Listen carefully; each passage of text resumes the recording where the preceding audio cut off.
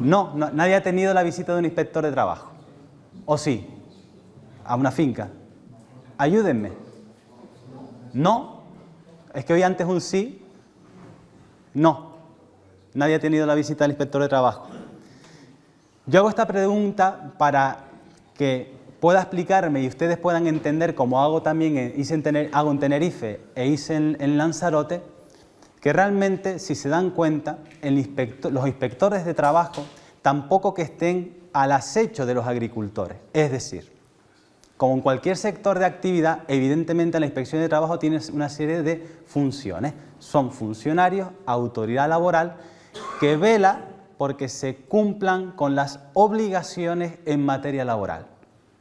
Que los empresarios cumplan con sus obligaciones, que los trabajadores cumplan con sus obligaciones, que los autónomos cumplan con sus obligaciones. Y yo siempre digo lo mismo, el hecho de que los inspectores de trabajo o que no se hagan tantas campañas de inspección de trabajo en el sector agrario, para mí es significativo, no sé si para ustedes, pero es cierto que no se hacen las mismas inspecciones en el sector agrario que, por ejemplo, en la hostelería, y por algo es, ¿vale? Por algo es, y vamos a ir desgranándolo a lo largo de lo que dura la charla. Seguramente lo saben, la inspección de trabajo lo normal es que actúe básicamente por medio de dos mecanismos. Bien por la denuncia de un trabajador, por ejemplo, que yo no estoy dado de alta y me tienen trabajando, ¿verdad? Esto sí les suena. Bien por campaña. Anualmente se fijan una serie de actuaciones, de campañas que toda la inspección de trabajo a nivel nacional y sus inspectores de trabajo tienen que llevar a cabo. Por ejemplo, ahora hay una que se está llevando a cabo, vinieron o están en las islas 40 inspectores de trabajo de la península, muy preocupados por la contratación a tiempo parcial, los contratos a tiempo parcial, por las horas que hacen los trabajadores contratados a tiempo parcial. Fundamentalmente en dos sectores, comercio y hostelería, y esencialmente concentrados en las islas, La Palma se Libre, de Tenerife, Gran Canaria, Lanzarote y Fuerteventura.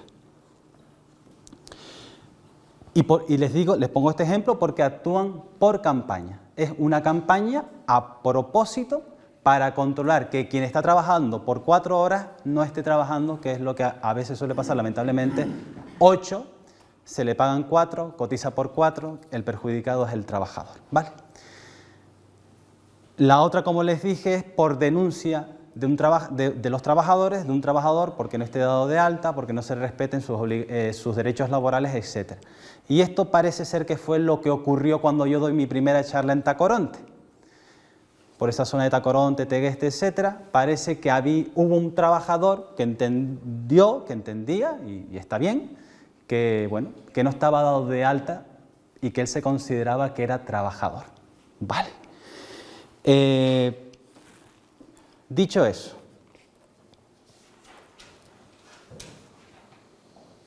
una de las cuestiones fundamentales también que tiene en cuenta la inspección de trabajo, con independencia de la transparencia, no la tengan muy en cuenta porque ahí se hablan de los distintos tipos de contratos temporales que existen.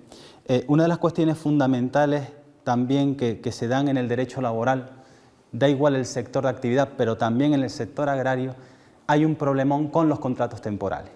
Yo siempre digo lo siguiente, que el 97% de la contratación temporal en España, ¿ustedes creen que es lícita o que es más bien fraudulenta? ¿Qué opinan?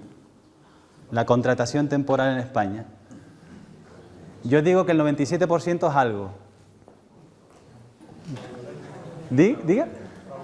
Muy bien. Y esto es una realidad que los inspectores saben, que los jueces saben, que los abogados laboralistas sabemos, que los compañeros graduados sociales saben, que la contratación temporal, el 97-98% es fraudulenta. Y también en el sector agrario. Tal es así que, si no recuerdo mal, una de las últimas inspecciones, campañas de la inspección en Canarias, que se hicieron y que a mí me cogieron de lleno con 2 empresas que yo llevaba antes dedicadas exclusivamente al plátano, una en Tenerife y otra en La Gomera, fue esta de 2013, en diciembre de 2013, los inspectores de trabajo de la provincia de Santa Cruz de Tenerife lanzan un requerimiento indiscriminado, es decir, a todas las empresas, sociedades agrarias de transformación, etcétera, etcétera, que se dedicasen al sector agrario. Y nos dicen, oiga usted, como he visto, porque los inspectores tienen acceso a las bases de datos de la Seguridad Social, bien, como me ha archivado el ordenador, que usted tiene aquí mucha contratación temporal desde hace no sé cuánto, usted me va a traer los contratos temporales y los vamos a ver, y como yo veo algo raro, le sanciono. Esa fue una campaña, yo creo que fue la última en el sector agrario, si no me equivoco, que se hizo en este año 2013. Nosotros, por nuestra parte, las dos empresas que llevaba yo con otra compañera, que otra compañera y yo llevábamos, escapamos. Es cierto, como les decía antes, se cumplió la regla que les decía antes. Es cierto que la mayoría de los contratos de estas dos empresas nuestras estaban en fraude de ley, pero cuando al inspector se le va con mano izquierda, en el buen sentido del término, y se intenta responder al requerimiento y con el compromiso de regularizar las situaciones irregulares, lo normal es que los inspectores de trabajo, pues primero que les gusta, porque ven colaboración empresa-inspección. Segundo, lo agradecen, y lo normal es, tercero, lo normal es que no sancionen. Lo normal es que no sancionen. No obstante, como ven en la noticia, por esa campaña solo en Canarias 1.100.000 euros recaudó la Inspección de Trabajo por contratación fraudulenta. Si tienen la suerte de que un inspector o subinspector de trabajo acude a su finca, mi consejo es como cuando nos para la Guardia Civil, es no salir corriendo, básicamente. Dar y prestar toda la colaboración que se pueda, porque como les digo, eso a los inspectores de trabajo les gusta. Y les digo esto no por capricho, sino por lo siguiente. Yo sé que una de las cuestiones que también preocupa en el sector agrario es precisamente los trabajos de buena vecindad y los trabajos familiares. Y aquí hay una zona gris que llaman los laboralistas. Una de las zonas grises del derecho laboral es qué es trabajo de buena vecindad y qué es trabajo de un familiar. Lo digo porque conforme al artículo 1 del Estatuto de los Trabajadores, ese que dice quién está dentro del ámbito de aplicación del Estatuto de los Trabajadores, el 1.3 lo que viene a decir es quién no está dentro del ámbito de aplicación del Estatuto de los Trabajadores. O sea, en esencia, ¿quién se entiende que no es trabajador? Y el estatuto, el legislador entiende que no es trabajador, pues, aquellas personas que realizan trabajos de buena vecindad o familiares. Vale, se quedarán como yo. ¿Y qué es eso? Ejemplo, yo ayudo a mi padre todos los sábados en la finca. Y mi padre me da 40 euros cada vez que lo voy a ayudar. Y además hago un horario de 8 horas. Y aparte del horario, mi padre es titular de la finca, la explota, es autónomo, vivimos de la finca, obtiene los rendimientos de la finca, el riesgo y ventura de la finca. ¿Ustedes dirían que yo soy trabajador por cuenta ajena? ¿Que soy autónomo con mi padre? ¿No? Es la misma unidad familiar, ¿no? ¿Cómo? Dentro de la misma unidad familiar. ¿Correcto? Si sigues un horario y un patrón fijo, si eres, no puede ser trabajo de buena ¿Vale? vecindad. Las herramientas me las pone mi padre, todas. Todas. O sea, yo trabajo con lo que me da él, yo no llevo nada, yo no tengo nada. Las dos personas tienen razón, es decir, zonas grises del derecho laboral. Exactamente cuando un inspector acude a una finca a ver qué es lo que sucede, qué es lo que pasa, si realmente el trabajador que denuncia a quien considera que es su empresario tiene razón o no, qué es lo que va a ver el inspector. Pues todo esto que acabamos de comentar. Horario, si me pagan, quién pone las herramientas, días que trabajo, etc. Y conforme a los indicios que el inspector de trabajo vea, cuando hablo de indicios son, como seguramente saben, el indicio no es una prueba, pero tampoco es un mero hecho que se da. Es algo más que un hecho, que un mero hecho que una alega, pero no es prueba, no es 100% algo probado. El inspector de trabajo se mueve por indicio.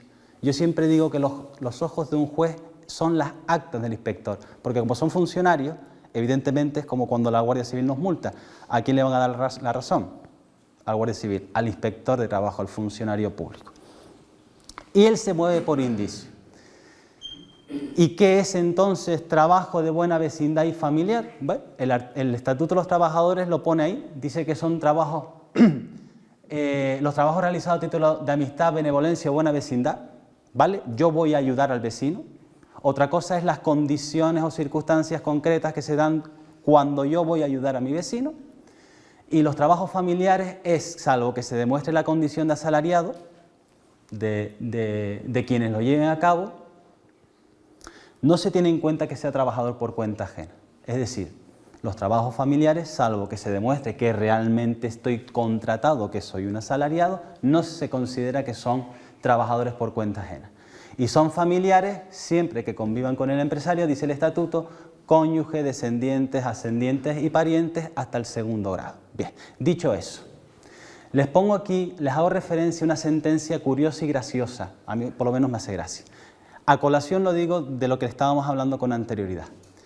Cuando la inspección de trabajo, si en su caso ustedes un día se encuentran con esa situación, pregunto, ¿puede entrar a la finca este señor? Va el inspector de trabajo y quiere entrar a la finca. ¿Puede entrar a la finca? ¿No? ¿Sí? ¿Sí? ¿No? Sí. Sí. Sí. Y lo que les decía antes, mano izquierda, en el buen sentido de la palabra, pase usted y como me decían en Tenerife, y tómese un vaso de vino. Eso me decían a mí en Tenerife. Quiero decir, mano izquierda, porque si ya empiezo, ¿y usted quién es? Enseño la identificación. Ah, encima viene con la Guardia Civil. Vaya hombre, cuidado, que es lo que suele pasar por lo menos en Tenerife. Por lo menos en Tenerife, ¿vale? Y la gente se pone como muy nerviosa, muy reacia. A ver, como decía alguien por allí detrás antes, si tengo todos los papeles en regla, ¿cuál es el problema? ¿Vale? Dicho eso, la sentencia.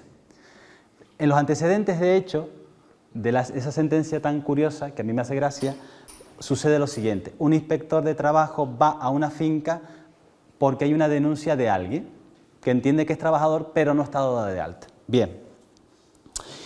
Cuando el inspector de trabajo aparece, lo normal es eso. Oiga, el dueño de esto, la persona responsable, el encargado, el capataz, lo que sea. Y claro, había varias personas trabajando en la finca. El inspector, evidentemente, dentro de esos indicios de los que hablábamos antes, empieza a preguntar, es normal, quién es aquel, quién es aquel, quién es aquel, quién es este, y uno sale corriendo. El resultado de la sentencia, ¿cuál fue? Condenatoria. Algo malo, seguro, algo malo había. Ya es un indicio, yo creo que más que suficiente, para entender que si hizo eso, no con ese indicio solo, ese indicio junto con los otros indicios hacen que tanto el inspector de trabajo entienda que efectivamente hay algo que está mal, hay algo que no se está haciendo correctamente conforme a la legalidad. Y como les decía antes, como los ojos del juez son las actas del inspector de trabajo que es funcionario, el juez a quién le va la razón. Pobre abogado defensor del empresario, a poner la cara, como yo digo, delante del juez. Oiga, es que el acta dice, usted abogado no sabe que el acta dice, sí señoría, pero tienen presunción de veracidad las actas del funcionario público. En mi vida hemos tumbado una, en toda mi vida profesional hemos tumbado un acta de infracción. Todas las demás, imposible, por esa presunción de certeza que tienen de veracidad y de que salvo que realmente el inspector se dé cuenta que cometió un error o que el juez se dé cuenta que lo que hizo el inspector no es correcto, lo normal es que terminen sancionando. Por lo tanto, dos primeras ideas ya comentadas. Uno, mucho cuidado con la contratación temporal mucho cuidado con quien tengo trabajando en mi finca, mucho cuidado con las condiciones laborales que no se dan, porque entiendo que no pasa absolutamente nada. 2, cuidado con esta zona gris. Cuidado con esta zona gris. Hay que identificar lo mejor que se pueda. El derecho no son matemáticas, no es una matemática, 2 más 2 no son 4, pero por lo menos delimitar en la medida de lo posible para no tener problemas qué es trabajador por cuenta ajena, cuándo realmente soy autónomo y cuándo realmente estoy ante un trabajo de buena amistad, buena vecindad o un trabajo familiar. Repito, se va a mover por indicios el inspector, se va a mover por indicios. Claro, como decíamos antes, si los indicios son que estoy allí de lunes a viernes, 8 horas, que como decía una señora mayor en Tenerife, es que yo le doy al chico 40 euros. Muy mayor, me decía, claro, yo decía, señora, si usted se lo da todos los días, tiene pinta de ser trabajador suyo. No, es que yo no puedo trabajar la tierra, ya, por eso. Vale, se va a mover por esos indicios, pero esto no solo ocurre en el sector agrario, esto ocurre en todos los sectores de actividad, lo que se denomina, más que lo que se denomina, tanto el supuesto de falso autónomo como trabajadores por cuenta ajena que trabajan sin contrato de trabajo y sin estar dados de alta en seguridad social. Eso ustedes saben mejor que yo que sucede en todos los sectores de actividad, lamentablemente. ¿Vale? Eso sucede. Vamos a dar respuesta. ¿Qué pasó? ¿Cómo hacemos? ¿Tú qué piensas? ¿Tú qué crees que va a decir el inspector? Hombre, lo ideal es que ayudarnos por el dueño. Vale, pero si no está el dueño no importa. Eres el vecino de hace 40 años que estás ayudando al vecino de... Es verdad, o sea, que Sí. ayuda, pero a veces el dueño no está ahí, el inspector. ¿Y es gratis? ¿O te va a dar...? Gratis. Vale. No son matemáticas, ¿vale? Pero yo desde mi punto de vista, ir a ayudar a una persona en cualquier cosa, pero en este caso en la finca, sin ningún tipo de contraprestación, que voy cuando yo quiero, que si hoy no voy mañana o el sábado, etcétera, en principio no tiene pinta de ser trabajador por cuenta ajena, sino que estamos en este supuesto. Por lo tanto, no sería trabajador. ¿Sí? ¿Le pagan 40 euros? ¿Todos los días? Sí. Vale. Pero, ¿y está cobrando el paro? No, me da igual. A ver, lo propio es que el inspector haga cierta labor de detective, efectivamente, ¿vale? Imaginen que otro compañero va dentro de 2 días y él va dentro de otros 2 y la próxima semana y medio escondido, efectivamente, es decir, ya va a pensar mal. ¿Por qué? Me dijo que estaba aquí el ratito que tal y es mentira, o sea, este señor lleva aquí desde no sé qué hora. A lo mejor coincide otro día con el dueño de la finca. Y la gente, como normalmente se suele asustar cuando viene el inspector con la Guardia Civil, a lo mejor canta. Y al final es eso, que nos van a coger en la mentira. Nos van a coger en la mentira y probablemente entiendan que somos trabajadores por cuenta ajena, pero al final que lo que se está produciendo ya no es solo un fraude al trabajador, es decir, imagínate que eres tú, ¿vale?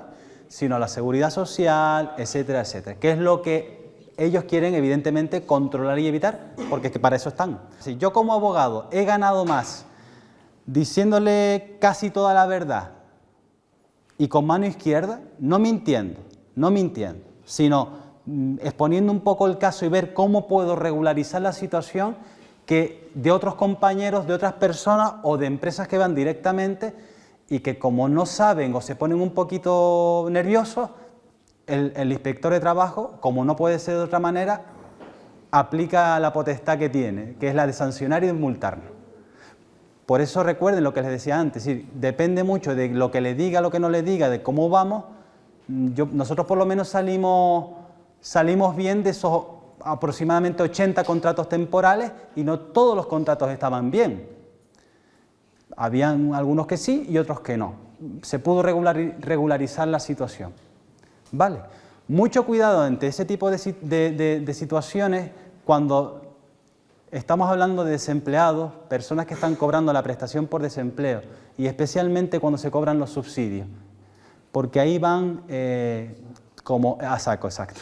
Como no podría ser de otra manera, porque al final estamos manejando dinero público y evidentemente lo que hay que evitar es pues todo el fraude que lamentablemente se produce. Tal es así que en los últimos 2 años, 3 años, una cosa que tiene muy en cuenta la Inspección de Trabajo son las connivencias. Me explico. Ustedes seguramente habrán escuchado, si no vivido, cuando las empresas no quieren encontrar con un trabajador o trabajadora que le dice: tenemos que despedirte, pero no tenemos dinero para la indemnización, yo te doy el paro. ¿Les suena? Eso está perseguidísimo ahora. Hace 5 años no, curiosamente. Íbamos al SEMAC, al Servicio de Mediación, Arbitraje y Conciliación, que obligatoriamente tenemos que ir cuando se pone una papeleta de conciliación que no demanda. Es lo mismo, pero se llama papeleta, ¿vale? Hay que ir al SEMAC y allí se cerraban acuerdos. A lo mejor al trabajador le correspondían 20.000 euros. Y decía la empresa: no, yo 20.000 euros no le voy a dar. Bien. Mira, se le debe de vacaciones y de prorrata de paga extraordinaria 1.200. Vamos a poner eso como en concepto de indemnización. Sí, esto ha pasado. Esto ha pasado. Esto lo he visto yo con mis ojos. Eso que hace 5 años pasaba el filtro, y no me pregunten por qué lo pasaba, hace 2 años y medio, 3 años, están, como decían a mí por ahí detrás, a saco. Porque, ¿qué es lo que se está produciendo? Connivencia entre empresario y trabajador para llegar a un acuerdo de extinción para cobrar el paro. Y como ustedes saben, no es situación legal de desempleo la baja voluntaria del trabajador. Cuando yo digo me voy, no tengo derecho a paro, pero tampoco el acuerdo, ¿vale?, de voluntades empresario y trabajador de oye, que hemos decidido que, pues sí, pues vamos a firmar que extinguimos el contrato de mutuo acuerdo. Eso tampoco da derecho. Y muchos son los pleitos. La consecuencia jurídica ahí no es solo para el trabajador, que tiene que devolver todo lo que haya cobrado en su caso de prestación por desempleo, sino que encima puede penalizarse un tiempo, un periodo de tiempo, 1 o 2 años, en virtud del cual no podrá, en ese periodo comprendido de 1 o 2 años, cobrar el desempleo. Pero es que a la empresa también se le sanciona y suelen rondar los 6.250 euros. O sea, es tremendo. Si cuando digo esto es cuidado, esto lo traía a colación de las personas que se encuentran en esta zona gris y están cobrando desempleo o subsidio, que ahí están más duros. Creo que están más duros cuando se cobran subsidios, que son parados de larga duración, que cuando se cobra prestación por desempleo. Porque este gobierno que tenemos en funciones todavía, en su momento, ¿qué es lo que ha hecho, aparte del tema de la jubilación activa, jubilación flexible, que luego un poquito me meteré con eso, etcétera? Antes y hoy podríamos decir que la norma general, la regla general es que la persona que cobra prestación por desempleo no puede estar trabajando. Vale, eso se ha ido modulando. Tal es así que ustedes saben que se puede capitalizar el paro y darme de alta como autónomo. Todo el paro que me corresponde, imagínense 2 años que es el máximo, 720 días, me lo adelantan y me lo ponen hoy aquí para poder constituir, por ejemplo, una sociedad, porque quiero ser autónomo, de lo que sea. Bien, si alguien lo va a hacer, mucho cuidado, porque no dan el 100%, se queda en un 60% y todas estas cosas, y luego parece que vale que con que justifiquemos, y no. Vale, pero es una opción que antes no existía. Otra opción es, estoy cobrando el desempleo y quiero ejercer como profesional autónomo. Pues fíjense, salió una ley en 2015 por la que se puede compatibilizar el ser autónomo con cobrar la prestación por desempleo. Porque entiende el gobierno, que hizo el Real Decreto, que lo normal es que una persona que empieza con autónomo, los ingresos los primeros meses son más bajos. Compensamos la pérdida con la entrada de dinero público para fomentar el autoempleo, los profesionales autónomos, etc. A ver, un comentario que se le puede hacer al inspector, que sea cierto evidentemente, puede ser el que decía usted antes. Por ejemplo, yo soy administrativo en una asesoría laboral y por la tarde, un par de tardes a la semana o cuando me viene bien porque me despeja, voy a ayudar a mi hermano. Vale. Va el inspector, curiosamente, casualmente va el inspector esa tarde, me pilla allí, me coge allí y me empieza a hacer preguntas, o le empieza a hacer preguntas a mis hermanos. Hombre, yo creo que es un dato relevante para que el inspector entienda que no soy trabajador o profesional, el decirle, no, mire, es que yo tengo mi trabajo, esto lo hago yo por despejarme, por hobby, por ayudar a mi hermano. Vale, lo mismo con un vecino. Lo mismo con un vecino, o un hijo que está estudiando y me ayuda el sábado. Oiga, que mi hijo o mi hija no se dedica conmigo a esto, que es estudiante. Vale, darle siempre, las claves al inspector, reales, verdaderas, de desmontar, en el buen sentido también de la palabra, de desmontar esa idea que pueden tener ellos aquí de la persona que voy a visitar me va a mentir. Es decir, usted tiene su finca, yo tengo la mía, ¿somos autónomos? Sí, que yo creo que sí, que puntualmente nos podemos ayudar, sí. Además somos autónomos, sí, sí. Yo le diría que sí. Yo le diría que sí. ¿Tienes dudas a la hora de decirlo? Lo dijiste con dudas, ¿eh? Sí. ¿Quién me está hablando? ¿Quién me habla? Sí. Me acaba de decir unas dudas. No, ¿sabes por qué? Porque no, esto no son matemáticas, como dije antes. Claro, lo que estoy, por eso los abogados, ¿no? Espera un momento que voy a consultar. Quiero decir, podría pensar, vamos a ponernos en el lugar del inspector, ¿podría pensar el inspector que estamos defraudando porque este señor no me tiene contratado, yo no lo tengo contratado a él?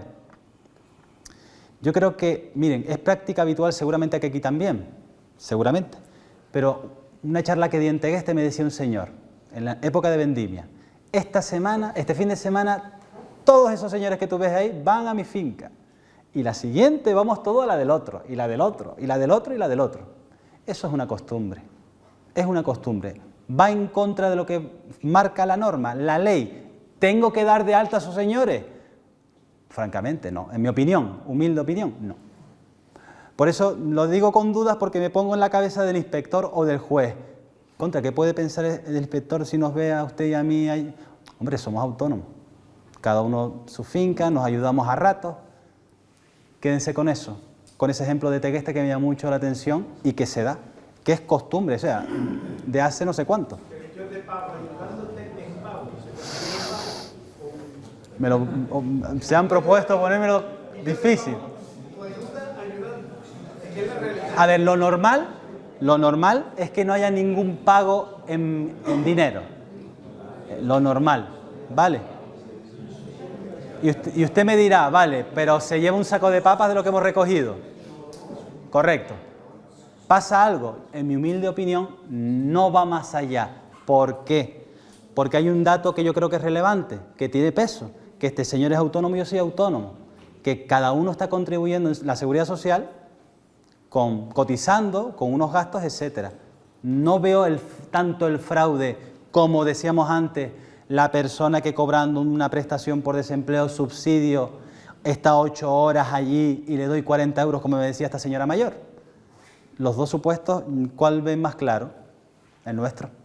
Yo estoy cobrando el subsidio por desempleo, es decir, soy un parado de larga duración y estoy en la finca del señor de gafas 4 veces por semana. Sí, hombre, claro. Y 4 veces no. 3 veces. Un día. Un día a la semana.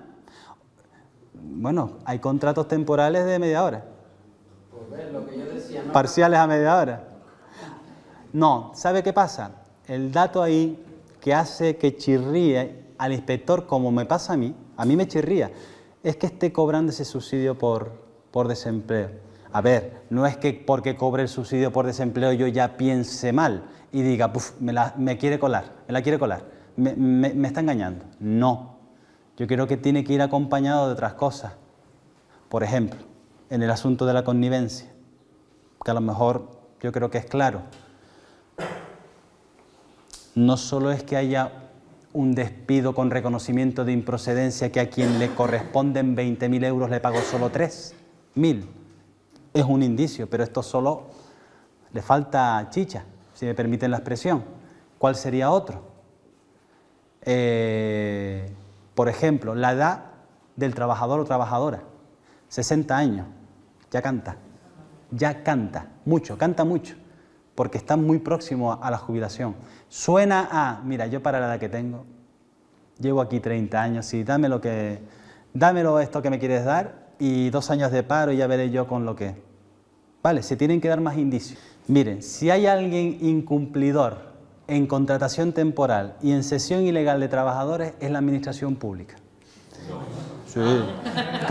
Seguro que se quedaron sorprendidos. No. Y a mí me llegó el caso de una amiga, además relacionado con la agricultura, curiosamente, con las subvenciones de la papa y la Consejería de Agricultura.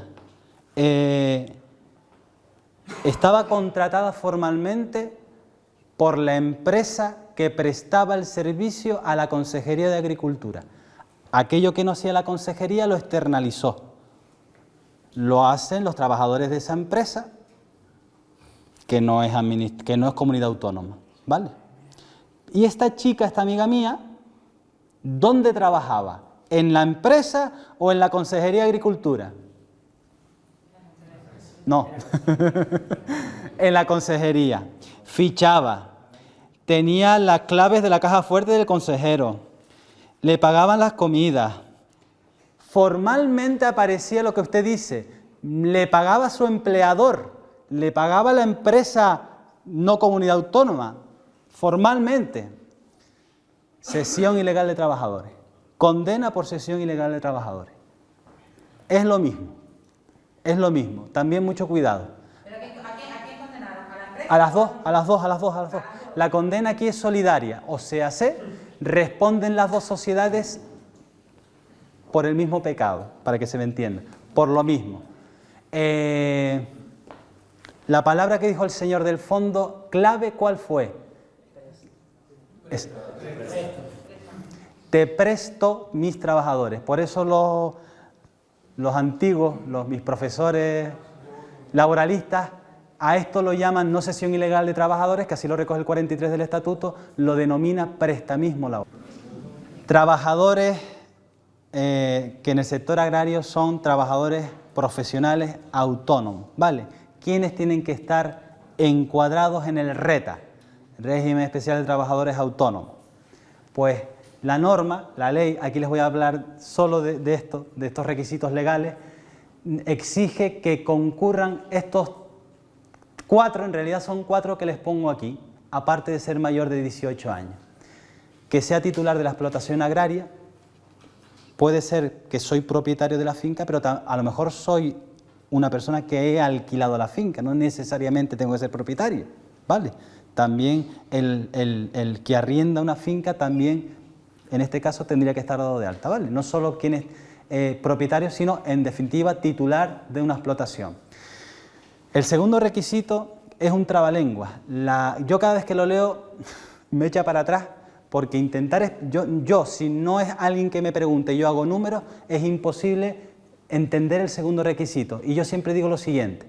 El segundo requisito es de que se obtenga al menos el 50% de la renta total de la realización de actividades agrarias o complementarias, siempre que los rendimientos netos obtenidos no superen el 75% de la base máxima de cotización, bonito trabalengua, que para el 2016 está en 3.642 euros, se da otro condicionante para tener que ser dado de alta. Y yo lo resumo de la siguiente forma, que la persona viva de la agricultura.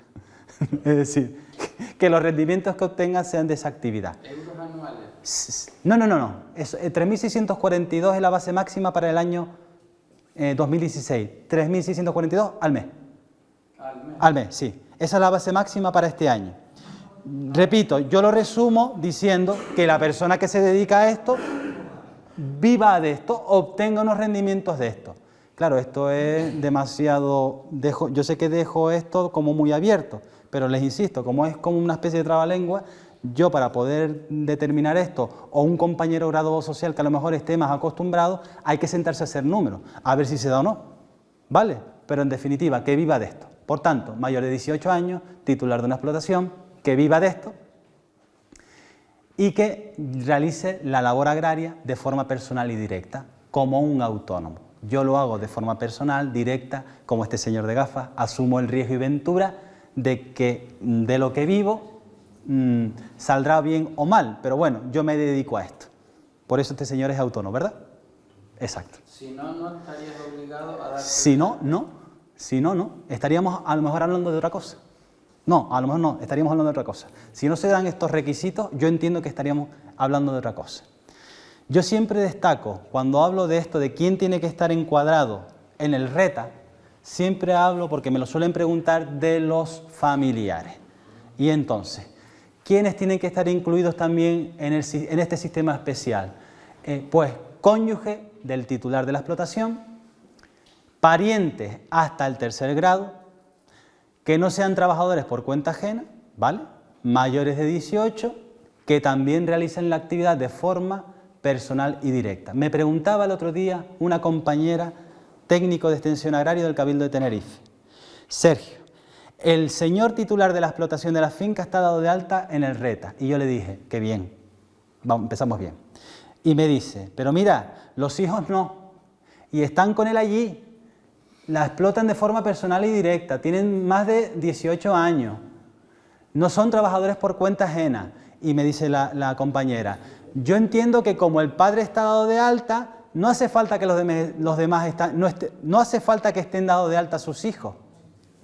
No, le dije, no, cada uno tendrá que estar dado de alta, cada persona, ser humano, tendrá que estar dado de alta individualmente y cotizar por su vida profesional. ¿Vale? Luego indico aquí que los hijos de titular menores de 30 años, aunque convivan, podrán ser contratados como trabajadores por cuenta ajena, cuidado, sin desempleo. Yo no sé qué manía tiene el legislador con poner estas cosas, pero no tiene derecho a paro. Como ocurre en las sociedades mercantiles, por ejemplo, de otro sector de actividad, donde lo normal es que no tengan derecho al desempleo, pero tampoco al FOGASA. Es decir, si se declara el concurso de la empresa y la empresa desaparece, etcétera, etcétera, porque es insolvente y al final se liquida y desaparece, si soy hijo del dueño, ya no es que no cobre paro, es que no voy ni al FOGASA. Cuando un trabajador normal, como ustedes saben, sí por lo menos ve algo, dentro de 2 años o 3, pero ve algo del Fondo de Garantía Salarial al que todos contribuimos. Y la última de las cosas, a ver, la última de las cuestiones que yo siempre, bueno, por curiosidad, aunque yo sé que ustedes lo saben, me meto un poco a hablar de la jubilación ordinaria contributiva. Como ustedes saben, el gobierno hace un par de años lo que hizo fue alargarnos la vida laboral y por lo tanto la cotización a la Seguridad Social hasta los 67 años. Esto de forma progresiva, es decir, en el año 2027 se podrá jubilar quien tenga 67 años y tenga los demás requisitos para acceder a la pensión de jubilación cubiertos, o quien tenga 65, siempre y cuando se acredite que ha cotizado a la Seguridad Social 38 años y 6 meses. Esto ya no lo vamos a ver, yo por lo menos no lo voy a ver, porque 38 años y medio, bueno, seguramente que hay personas todavía que tienen estos grandes periodos de cotización. Para el año 2016, si alguien se quiere jubilar en 2016, como esto, como les digo, va de forma progresiva, se exige tener 65 años y 36 años o más cotizados, y el resto de requisitos, ¿vale? O 65 años y tener 65 años y 4 meses de edad, tener 65 años y 4 meses de edad para aquellas personas que tienen menos de 36 años cotizados. Pero claro, tengan en cuenta el siguiente... Exacto, tengan en cuenta que hay que tener cubierto un periodo mínimo de cotización de 15 años, ¿vale? Aunque yo diga menos de 36, el menos nunca podrá ser menos de 15. Vale, me preguntaba una vez una señora que tenía ganas de jubilarse, que cumplía 36 años y 2 meses, esto fue en 2014 si no recuerdo mal, no sé qué mes del año, entonces tenía eso, 65 años y 2 meses se exigía y ella tenía 64 y no sé qué. Y me dice, pero serio, ¿tengo que esperar a tener 65 años y 2 meses en 2014? Sí. Tuvo que esperar esos 4 o 5 meses más para poder acceder a la pensión de jubilación. Siempre se ha dicho que quien cobra la pensión, como regla general, la pensión es incompatible con la percepción de otros rendimientos económicos, de un salario, por ejemplo, o del desarrollo de una actividad profesional donde yo recibo unos rendimientos económicos. Bien, esa es la regla general que ya hoy en día, evidentemente, como está con los cambios que ha habido con este gobierno, pues ya no es tal. Es decir, ¿es compatible la pensión de jubilación con el trabajo por cuenta ajena, con el trabajo por cuenta propia? Sí. ¿Cómo se llaman las figuras? Jubilación activa y jubilación flexible. La jubilación activa permite al pensionista poder trabajar por cuenta ajena o por cuenta propia y que la pensión sea compatible con lo que percibe. Y la jubilación, esa es la jubilación activa, y la jubilación flexible permite compatibilizar la pensión de jubilación con un trabajo a tiempo parcial. Claro, no voy a cobrar el 100% de la pensión, evidentemente, ¿vale? Sino que se me van a aplicar unos módulos donde la pensión va a bajar porque tengo otro ingreso. De modo general, era impensable. Ven que a partir de 2013, si no recuerdo mal, especialmente, se han ido creando mecanismos jurídicos, no solo para alargarnos la vida laboral y hacernos más felices, sino también para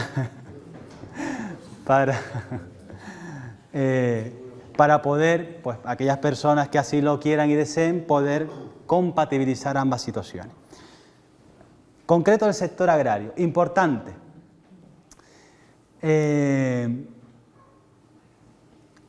¿Es posible cobrar, por tanto, la pensión y realizar labores agrarias de forma esporádica y ocasional? Bueno, pues con lo que les he dicho ya, la respuesta sería que sí.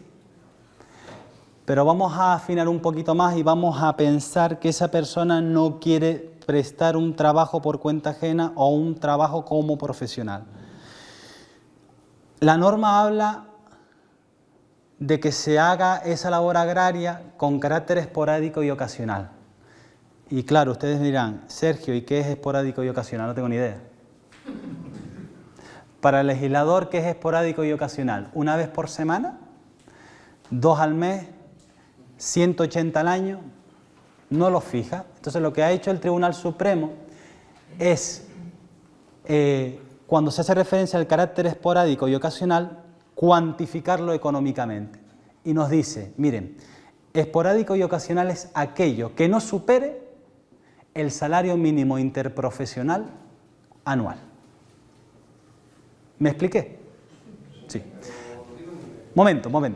Para 2016, salario anual mínimo interprofesional anual, 9.172,80, 655,20 al mes. Insisto, hay mecanismos, fórmulas jurídicas, jubilación activa, flexible, que permiten al pensionista seguir activo. Para quien no quiera, en principio, si no sobrepasamos ese importe anual, no tendríamos que tener problemas. Y me río porque esto es como todo. Ya si alguien se da cuenta, ustedes saben que Hacienda es la mejor administración que funciona en España. No sé por qué. Bien, pues la Tesorería General de Seguridad Social funciona igual de bien. Y tengo una amiga que es subdirectora de la Tesorería en Tenerife, de la Dirección Provincial, que me dice, Sergio, cuidadito, porque Hacienda y la Tesorería se cruzan datos. Es normal. Se cruzan datos para saber qué cobra, quién cobra, qué y cuánto. ¿Vale?